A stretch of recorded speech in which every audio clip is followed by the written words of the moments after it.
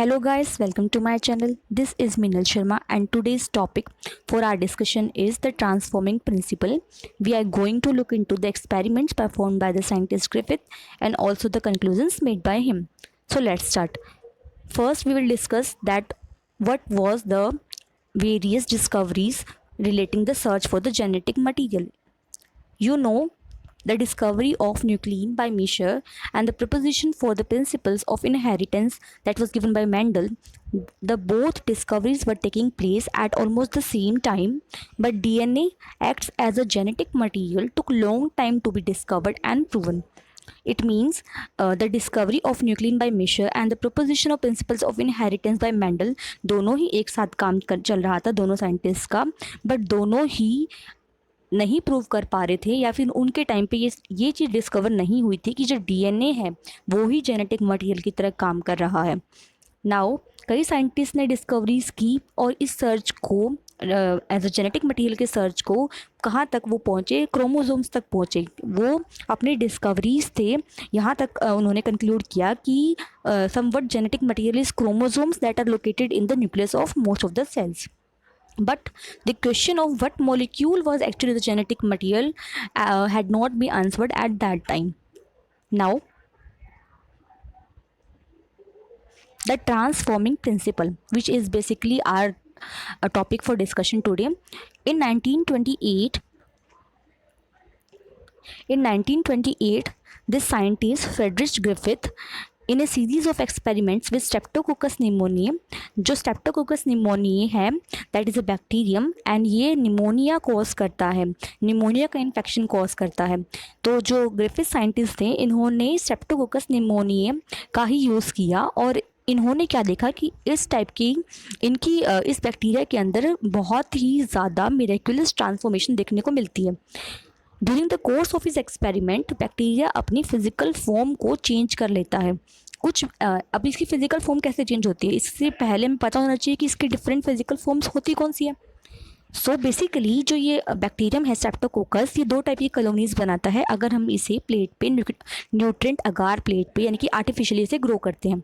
सो जब हम इसे ग्रो करते हैं तो ये दो टाइप की कॉलोनीज बनाता है. The one is smooth shiny colonies and the one is rough colonies.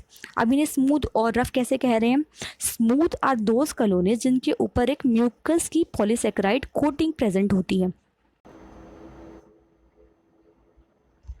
The mucus coating, the mucus is something slippery substance.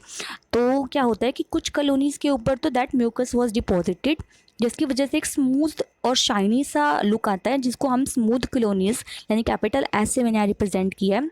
और कुछ कॉलोनीज ऐसी होती है जिनके ऊपर एक कोटिंग प्रेजेंट नहीं होती है, उन्हें हम रफ कॉलोनीज कह देते हैं, that is represented by capital R. Now you know that these are two type of physical forms, one is the smooth form and one is the rough form. Next is the Griffith's experimentation. So while his experiments, what did he do? Griffith ने किया क्या? Griffith ने पहले S strain bacterium को लिया और directly उसे माइस में इंजेक्ट कर दिया जिसकी वजह से माइस डाई हो गया क्योंकि एस स्ट्रेन बैक्टीरिया जो होता है निमोनिया कॉज करता है. तो माइस में जाते ही उसने माइस में निमोनिया कॉज किया और माइस निमोनिया की वजह से मर गए. सेकेंड उसने क्या ट्राई किया, उसने आर स्ट्रेन बैक्टीरियम यूज़ की, डायरेक्टली उसे माइस में इंजेक्ट किया और माइस सर्वाइव कर गए क्योंकि इस केस के अंदर कोई भी निमोनिया कॉज नहीं हुआ. I have written the reasons below. Now उसने क्या किया, इस एस स्ट्रेन बैक्टीरियम को हीट किल्ड किया, मतलब हीट की वजह से ये एस स्ट्रेन बैक्टीरिया उसने किल कर दिए और फिर उन किल्ड बैक्टीरिया को उठाया और माइस में इंजेक्ट किया. इस टाइम माइस सर्वाइव कर गए, यू नो, बिकॉज बैक्टीरिया जो है वो हीट की वजह से ख़त्म हो चुका है तो उसकी वायरुलेंस यानी कि उसकी जो डिसीज़ कॉजिंग एबिलिटी है वो ख़त्म हो चुकी है. तो इस केस में माइस सर्वाइव हुए. बट जो मेन थिंग है वो क्या हुई, उसने जब हीट किल्ड एस स्ट्रेन को कंबाइन कर दिया आर स्ट्रेन के साथ और जब उसे माइस में इंजेक्ट किया तो माइस डाई हो गया. अब ऐसा कैसे हो गया? क्योंकि आर स्ट्रेन खुद भी वायरुलेंट नहीं है, आर स्ट्रेन खुद तो प्रोड्यूस करने से रही और हीट किल्ड हो चुका है एस्ट्रेन, वो भी आपने देखा ऊपर के केस में यहाँ पर कि वो भी प्रोड्यूस नहीं कर रहा है निमोनिया. तो इस केस में ऐसा क्या हुआ कि माइस डाई हो गया. That was the main experiment. So what happen actually कि जो heat killed S strain bacteria था उसने कुछ ना कुछ जो होगा वो ट्रांसफ़र किया होगा इस आर स्ट्रेन के अंदर, जिसकी वजह से ये आर स्ट्रेन का जो बैक्टीरियम है वो वायरुलेंट हो गया और माइस के अंदर जाते ही उसने डिसीज़ कॉज कर दी और वो माइस डेड हो गए।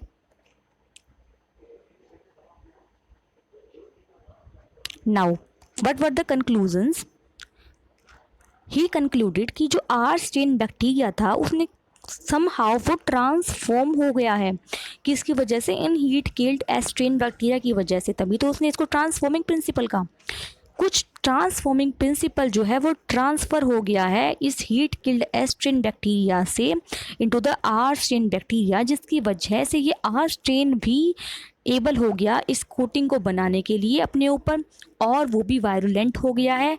और ऐसा कैसे हो गया? ऐसा इसलिए हुआ क्योंकि कुछ टाइप या कुछ जेनेटिक मटेरियल जो है या कुछ ट्रांसफॉर्मिंग प्रिंसिपल जो है वो ट्रांसफ़र हुआ है इन हीट किल्ड एस स्ट्रेन से आर स्ट्रेन में, जिसकी वजह से ये आर स्ट्रेन भी वायरुलेंट हो गया है और उसने भी डिसीज़ कॉज करके माइस में डेथ कॉज की है। सो उसने अज्यूम किया कि ये जो ट्रांसफॉर्मिंग प्रिंसिपल है ये एक्चुअली में जेनेटिक मटेरियल होगा, बट उसकी लिमिटेशन यहाँ ये रह गई कि इस जेनेटिक मटेरियल का बायोकेमिकल नेचर क्या होगा, कि ये जेनेटिक मटेरियल क्या है, डीएनए है, आरएनए है, ये भी वो डिफ़ाइन नहीं कर पाया अपने एक्सपेरिमेंट से, जिसकी वजह से सिर्फ उसने इतनी बोला कि कुछ ट्रांसफॉर्मिंग प्रिंसिपल होगा जो हीट किल्ड एस्ट्रेन बैक्टीरिया से आर स्ट्रेन बैक्टीरिया में जाता है और उसे वायरुलेंट बनाता है, and that was the genetic material. बस this was the Griffith's experiment and his conclusions. So here I complete this Griffith experiment along with the conclusions drawn by him. I hope आपको ये video समझ में आई होगी, Griffith experiment समझ आया होगा, basic उसका उसने क्या किया है, उसने क्या कंक्लूड किया है। और I hope you like this video. If you like this video, please hit the like button and consider subscribing my channel for more videos like this. Thank you so much guys for watching this video.